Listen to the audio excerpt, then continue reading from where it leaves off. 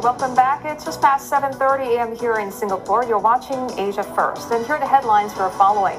A seismic shift in Sri Lanka. The South Asian nation elects Anura Kumara Dissanayake as its next president. Now, the leftist leading candidate is set to be sworn in later today and has pledged to fight corruption and bolster a fragile economic recovery.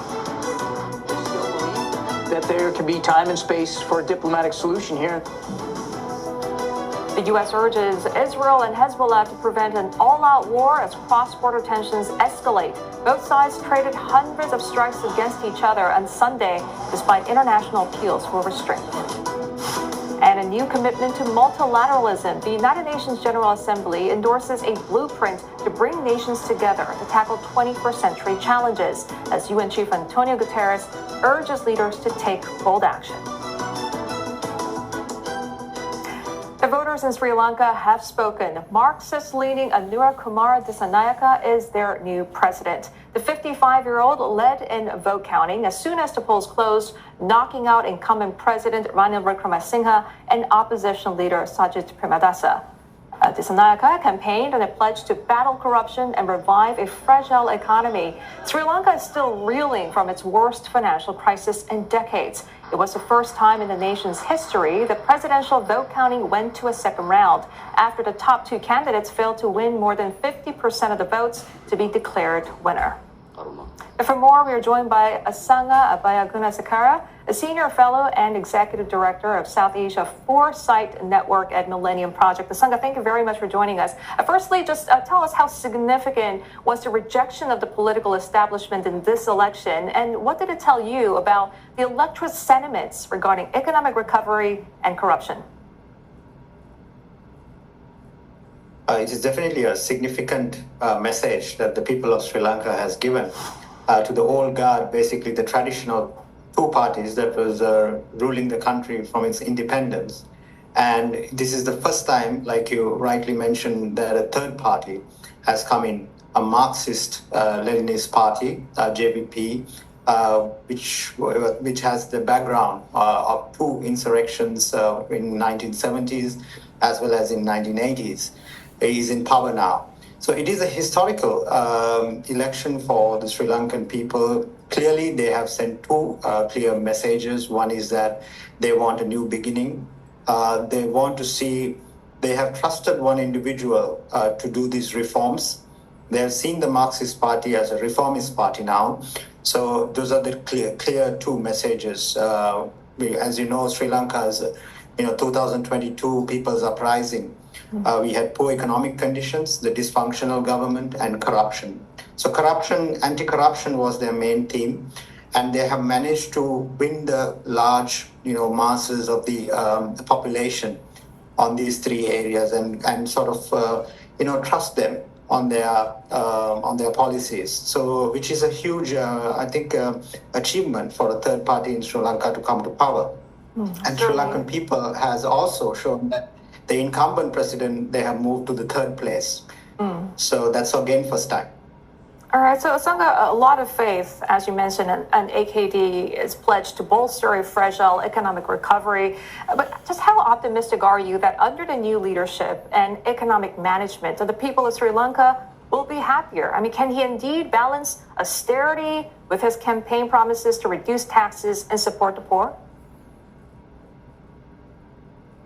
Well, what you had was a government of Wickremesinghe, as you know, the incumbent president, who managed to reduce the inflation to single digit. The significant stability that he brought in with the IMF package, the debt restructuring.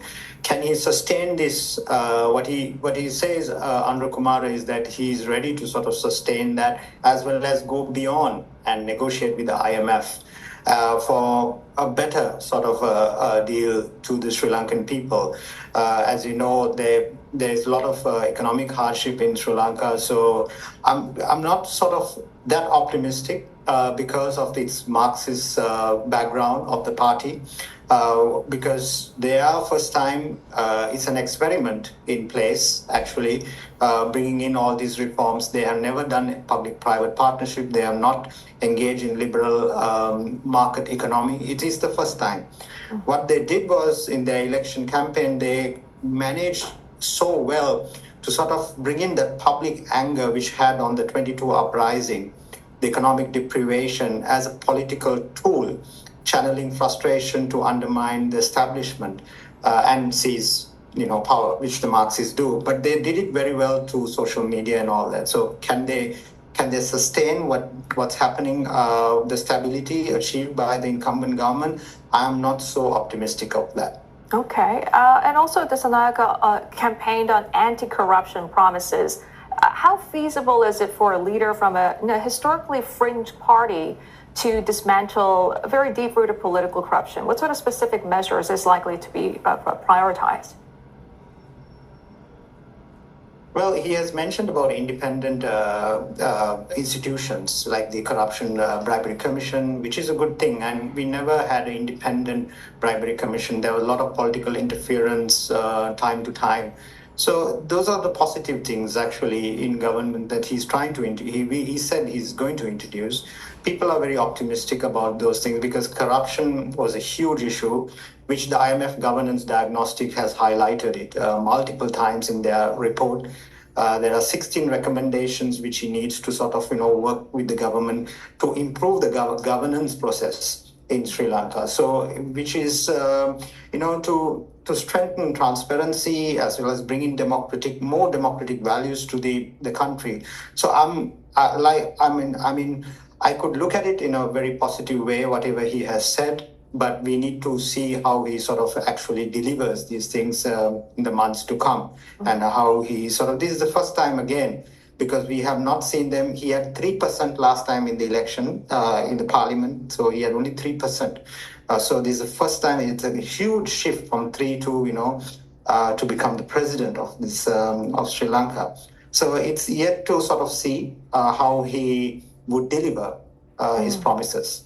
Yeah, indeed. It will come down to whether he will be able to deliver his pledges. But given the high expectations voters have placed on Dissanayake, what could be the implications of unmet promises, and especially considering Sri Lanka's history of protests and political volatility? No, definitely. He has to understand the challenges that the country is going through. He has taken a dysfunctional, after 2022, it was a dysfunctional government. Basically, it was a hybrid government with the Rajapaksas as well as the Wickramasinghes. So he would need to sort of navigate all these challenges, the 83 billion staggering debt, the local as well as the foreign debt, as well as the debt restructuring, the challenges he has. So he would need to bring in more sort of, people with expertise, as well as, basically, rather than sort of, going into his party of the Marxist Party for all the answers. So actually, a more sort of a collective job is necessary, is required right now. So even in the opposition, Sri Lanka, next would be the parliament elections following this. So there, I think a more collective job is required because of the challenges that the country is facing right now. All right, Asanga, thank you very much for your insight this morning. Asanga Abeyagoonasekera, Senior Fellow and Executive Director of South Asia Foresight Network at the Millennium Project.